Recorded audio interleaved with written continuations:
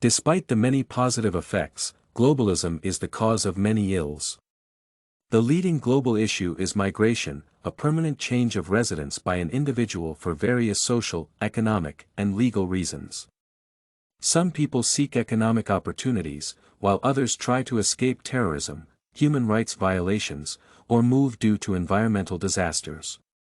Migration can be short or long-term and can occur out of necessity or out of choice. The main types of international migrants are political, economic, environmental, and family reunion migrants. World Migration Report 2020 reveals that more than 272 million people live outside their country of origin. The terrifying fact is that 26 million of them are refugees, while more than 45 million were internally displaced. Although migration can have a positive effect, it causes a plethora of issues that should be addressed globally. With the emergence of the institutions of capitalism and imperialism, the process of globalization was launched. The rapid development of communication between countries, peoples, continents, and individual companies has formed an infrastructure to exchange goods, resources, knowledge, and people.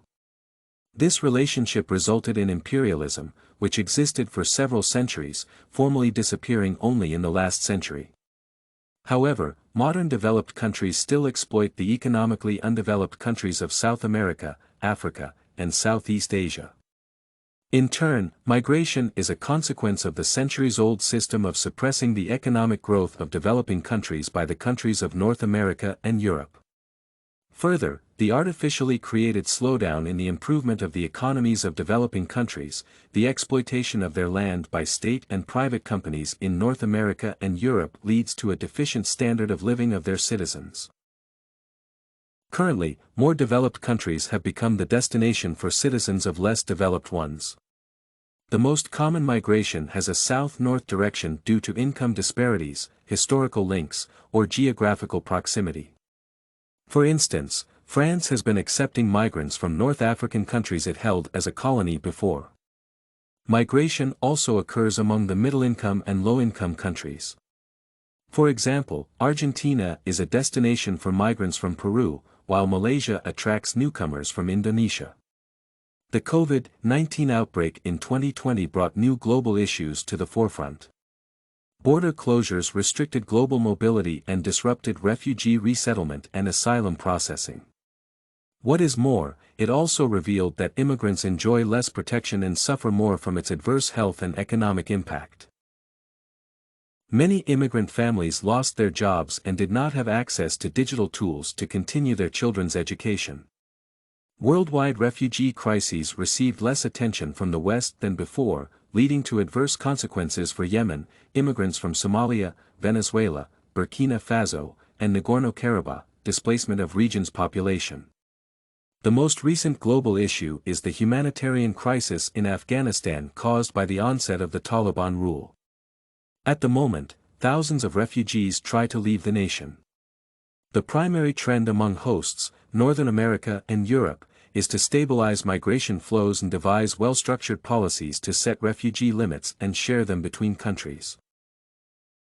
Similar trends in recent decades have led to a substantial increase in migrants to North America and Europe. However, migrants face a new problem, economic and social pressure from the locals. As director of the Global Labor University Online Academy, Frank Hoffer asserts, migrants are not the cause of the problem in our societies, but for many, they become the face or the symptom of the problem. This statement describes well the reasons for xenophobia on the part of local workers towards migrants. Thus, people looking for a better life in economically prosperous countries face xenophobia due to the current labor market crisis. The problem of migration is that migrants are often ill-treated and are less protected than natives. Because private enterprises and the state receive a good profit from the constant overcrowding of the unregulated labor market, they can influence wages. Some political forces, in turn, become the owners of political leverage, putting pressure on the xenophobic sentiments of residents. At the same time, only the migrants themselves, who are used as a resource by political and economic elites, suffer from all these actions. Their wages are lower than those of local workers, and, as a rule, migrants cannot get a high-paid job. As a result, migrants, to stay in a new country, are forced to work much more for the same money that local workers receive for more comfortable work. Immigrants usually positively affect the host country's economy, use limited welfare benefits, and have a net-zero impact on the government budget. Nevertheless, the excessive influx of refugees is associated with additional costs since most of them struggle or do not want to find a job in developed countries. Furthermore, it was found that immigrants are more likely to compete for the job with less educated natives and receive low-skill positions.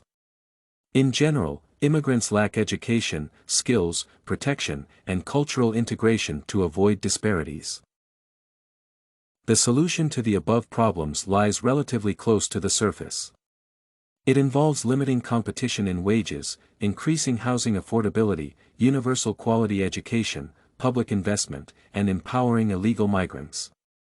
In vulnerable labor markets, especially low-skilled workers, face wage competition from migrant workers.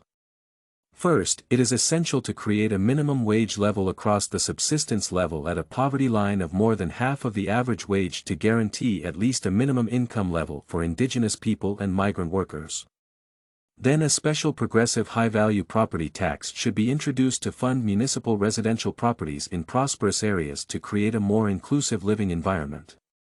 Funding for schools with many low-income families should also be gradually increased to provide the necessary resources to enable disadvantaged children to get better educational opportunities.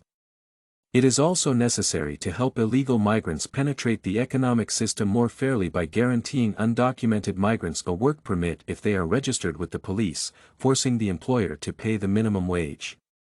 Thus, significant changes towards economic integration should be taken by governments of countries with migration problems.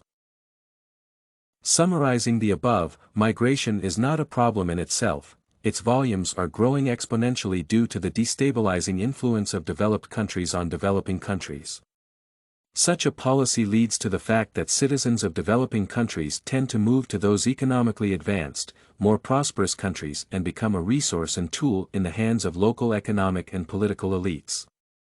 These illegal, exploitative, and inhuman methods of recruitment and oppression and the uncontrolled labor market result in xenophobia on the part of local workers.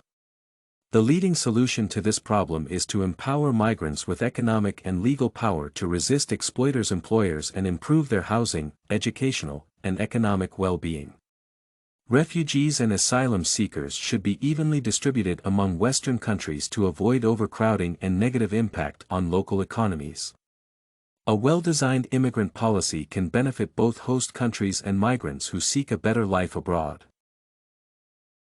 You can find this and many other essay samples on our website, studycorgi.com.